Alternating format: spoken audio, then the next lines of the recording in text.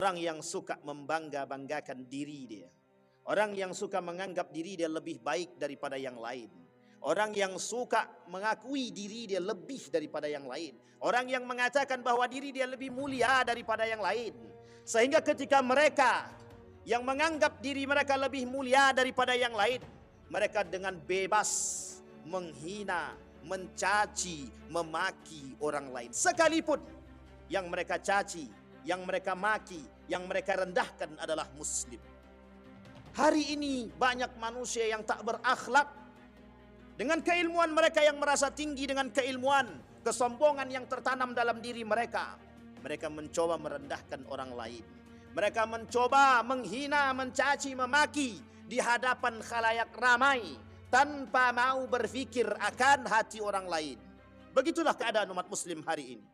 Tapi uniknya, kebiasaan yang tidak beradab seperti ini, kebiasaan yang tidak berakhlak seperti ini menjadi tontonan di kalangan masyarakat, menjadi lelucon yang sehingga mereka tertawa dan terbahak di balik rasa sakit yang dimiliki orang-orang yang dihina, dicaci, dimaki.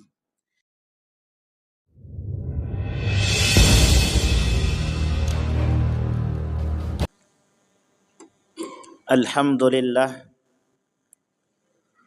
Alhamdulillahilladzi hadana lihadza wa ma kunna linahtadiya laula an hadanallah.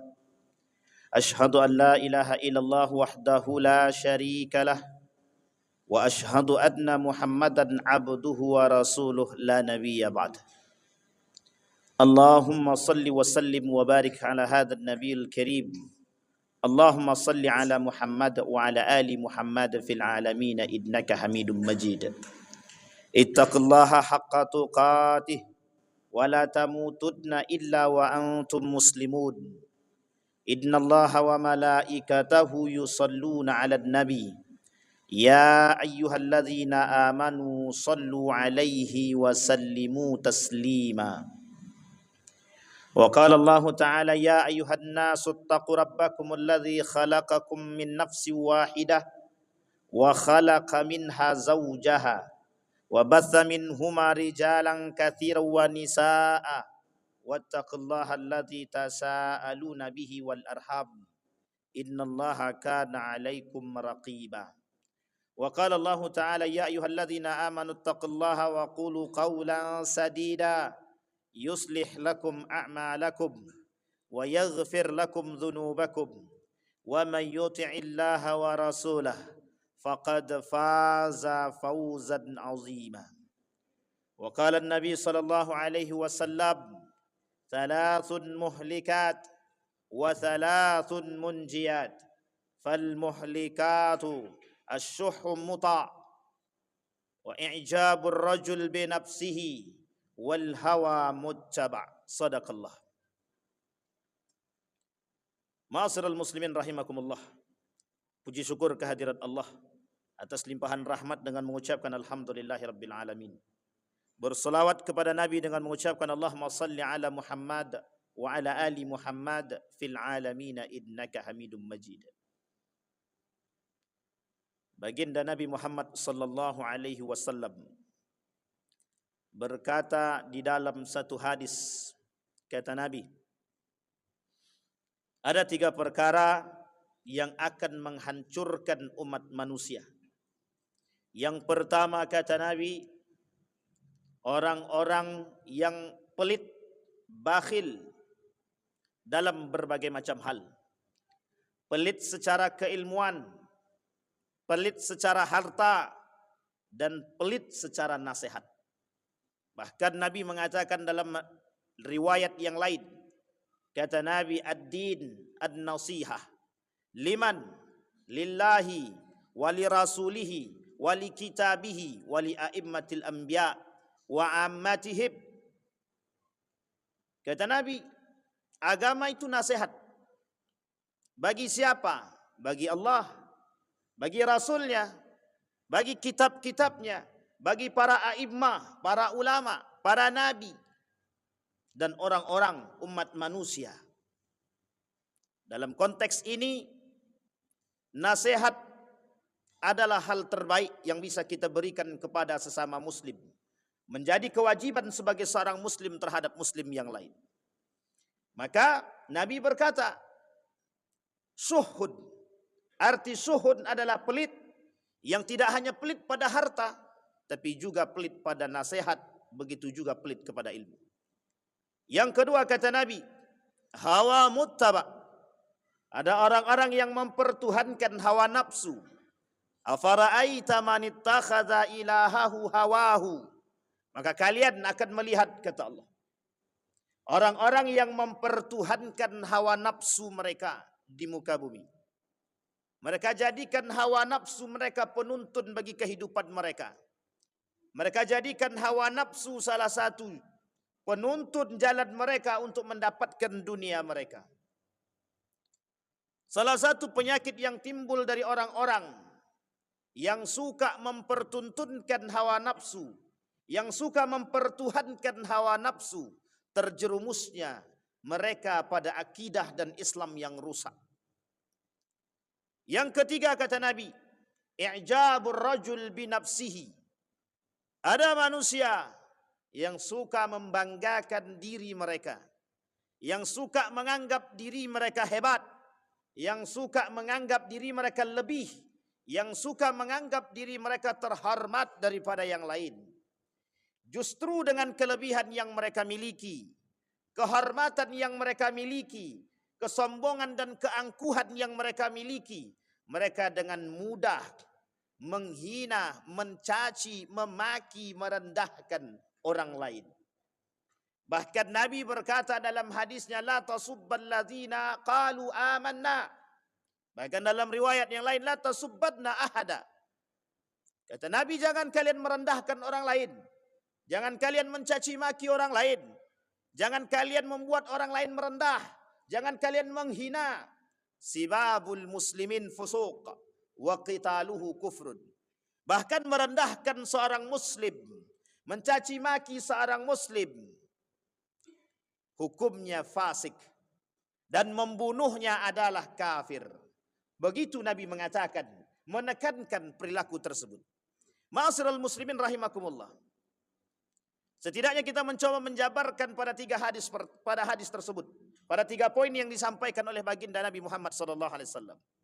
Kata Nabi, yang pertama, orang-orang yang pelit dengan nasihat dan harta dan ilmu. Bahkan kata Nabi di akhir zaman, ketika di akhir zaman kata Nabi, orang-orang berilmu bahkan wajib menampakkan keilmuan mereka, bukan lagi menyembunyikan.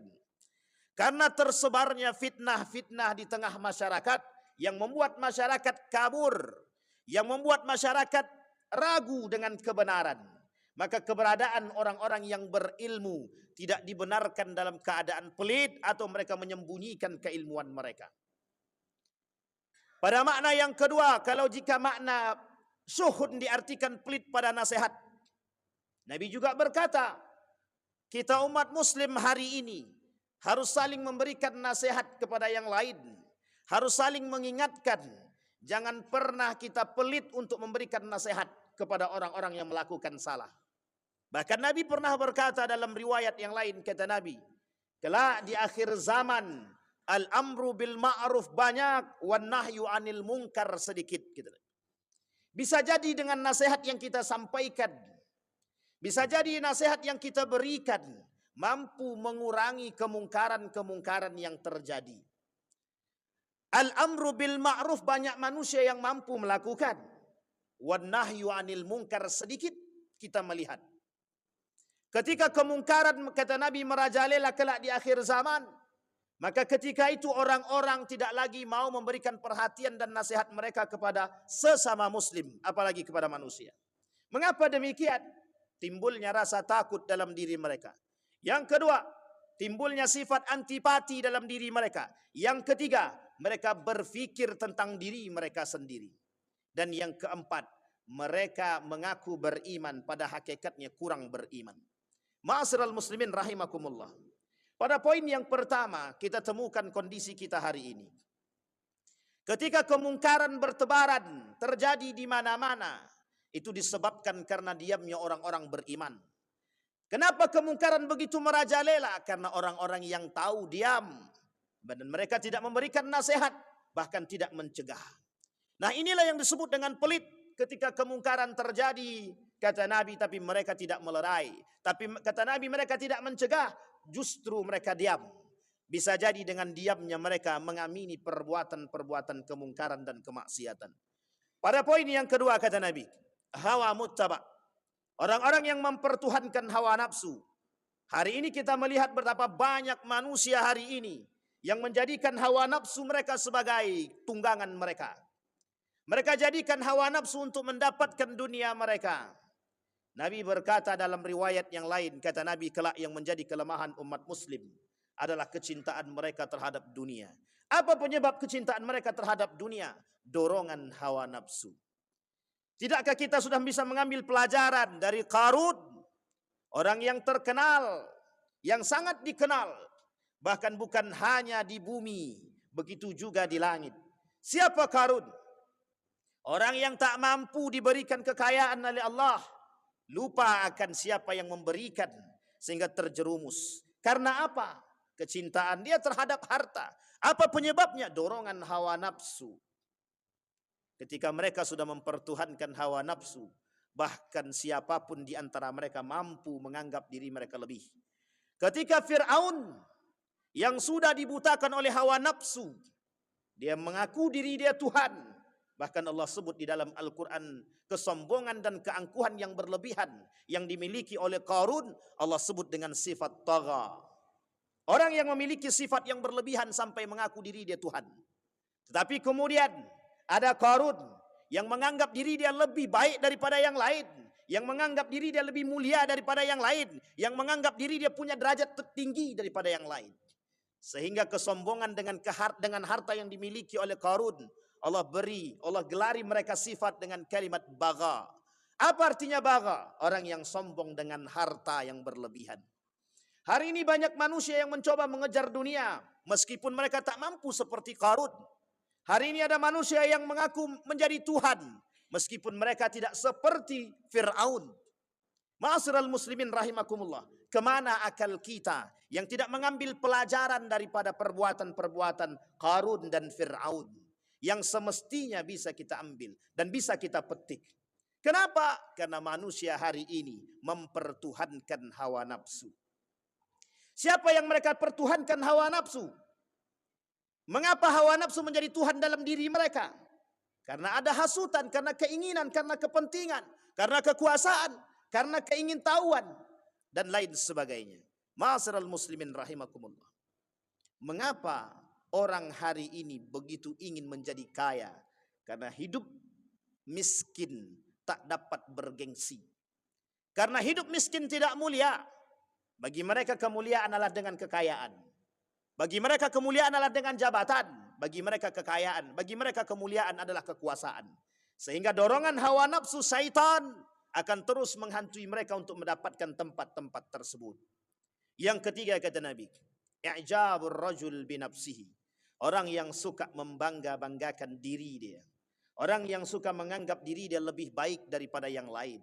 Orang yang suka mengakui diri dia lebih daripada yang lain. Orang yang mengatakan bahwa diri dia lebih mulia daripada yang lain. Sehingga ketika mereka yang menganggap diri mereka lebih mulia daripada yang lain, mereka dengan bebas menghina, mencaci, memaki orang lain. Sekalipun yang mereka caci, yang mereka maki, yang mereka rendahkan adalah muslim. Hari ini banyak manusia yang tak berakhlak. Dengan keilmuan mereka yang merasa tinggi, dengan keilmuan, kesombongan yang tertanam dalam diri mereka, mereka mencoba merendahkan orang lain. Mereka mencoba menghina, mencaci, memaki di hadapan khalayak ramai tanpa mau berfikir akan hati orang lain. Begitulah keadaan umat muslim hari ini. Tapi uniknya, kebiasaan yang tidak beradab seperti ini, kebiasaan yang tidak berakhlak seperti ini menjadi tontonan di kalangan masyarakat, menjadi lelucon yang sehingga mereka tertawa dan terbahak di balik rasa sakit yang dimiliki orang-orang yang dihina, dicaci, dimaki. Bahkan Allah berkata, "Wala tahqiratna syai'at minal ma'ruf wa an tukallima akhaka wa anta mubsatun bih." Sudah Allah sebutkan di dalam Al-Quran, dalam ayat yang lain. Apa kata Allah? Wala tanabazu bil alqab. Bahkan kita tak boleh, bukan hanya sekedar menghina, mencaci, memaki. Bahkan kita tak boleh memanggil nama saudara seiman dengan panggilan yang tidak disukai. Apalagi jika kita merendahkan dan meremehkan. Akrimun nas fayukrimuka. Akrimun nas fa anta karimun indah. Muliakan manusia karena mereka manusia. Mereka bukan binatang yang harus dihina, dicaci dan dimaki. Bahkan dengan makhluk yang sama kita tidak dibenarkan untuk menyakiti, apalagi manusia. Ma'asyiral muslimin rahimakumullah. Maka tak salah ketika baginda Nabi Muhammad sallallahu alaihi wasallam dalam hadisnya berkata, Rasulullah sallallahu alaihi wasallam berdoa kepada Allah, "Ya Allah," dengan 3 doa. Pada doa yang pertama, Rasul berkata, "Ya Allah, jangan engkau biarkan umatku dilanda kemarau." Allah mengabulkan. "Ya Allah, jangan biarkan umatku dikuasai oleh musuhnya." Allah kabulkan. Tapi yang ketiga, "Ya Allah, jangan engkau biarkan di antara umat muslim atau umatku perpecahan dan perselisihan." Kemudian Allah tidak menjawab sama sekali doa tersebut. Ma'asyiral muslimin rahimakumullah. Pada doa yang ketiga, mengapa Allah tidak mengabulkan permintaan Rasulullah? Karena Allah ingin menunjukkan kepada manusia, manusia-manusia yang rakus, manusia-manusia yang egois, manusia-manusia yang merasa diri dia paling hebat, mereka akan saling memakan antara satu dengan yang lain. Mereka akan saling sikut satu dengan yang lain. Mereka akan saling memusnahkan antara satu dengan yang lain.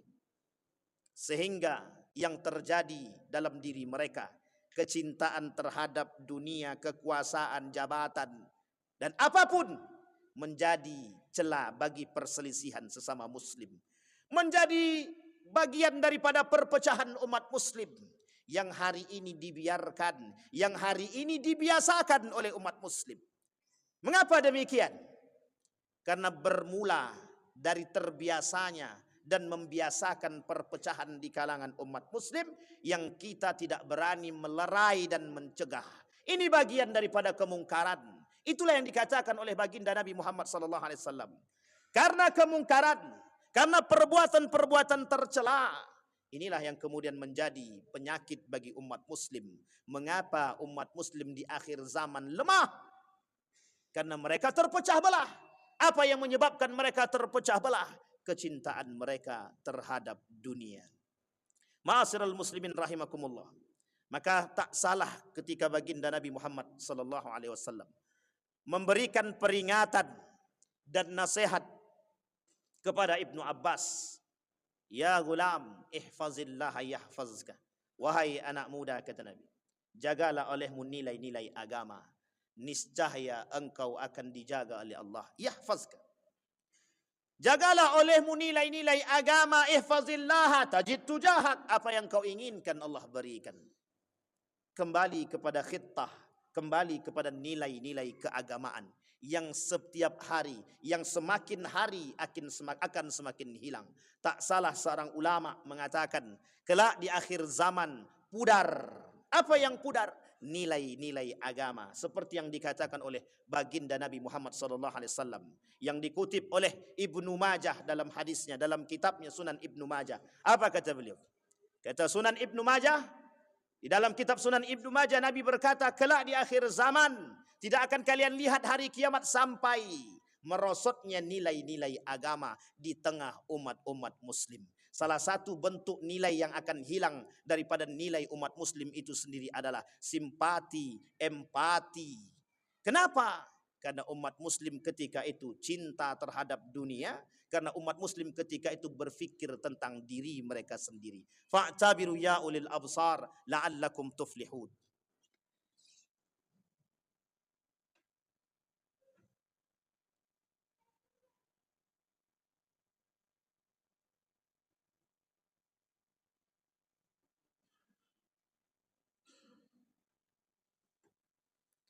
Alhamdulillah.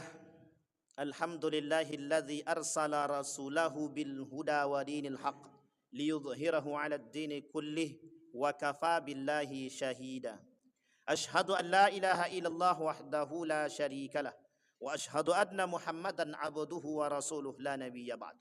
Allahumma salli wa sallim wa barik ala hadzal nabiyil karim. Allahumma salli ala Muhammad wa ala ali Muhammad fil alamin innaka Hamidum Majid. Ittaqillaha haqqa tuqatih wa la tamutunna illa wa antum muslimun. Innallaha wa malaikatahu yusalluna 'alan nabi ya ayyuhalladzina amanu sallu 'alaihi wa sallimu taslima. Allahumma ighfir lil muslimina wal muslimat والمؤمنين والمؤمنات برحمتك يا ذا الجلال والإكرام. اللهم أعنا على ذكرك وشكرك وحسن عبادتك. اللهم أصلح أخلاق شباب المسلمين والمسلمات والمؤمنين والمؤمنات برحمتك يا ذا الجلال والإكرام. اللهم إنا نسألك إيمانا كاملا ويقينا صادقا وعملا صالحا مقبولا وتجارة لن تبور. اللهم انصر إخواننا المجاهدين في فلسطين وفي غزة وفي كل مكان. اللهم دمر اليهود. اللهم أهلك الكفرة والمبتدعة والمشركين أعداءك أعداء الدين. ربنا آتنا في الدنيا حسنة وفي الآخرة حسنة وقنا عذاب النار. عباد الله إن الله يأمر بالعدل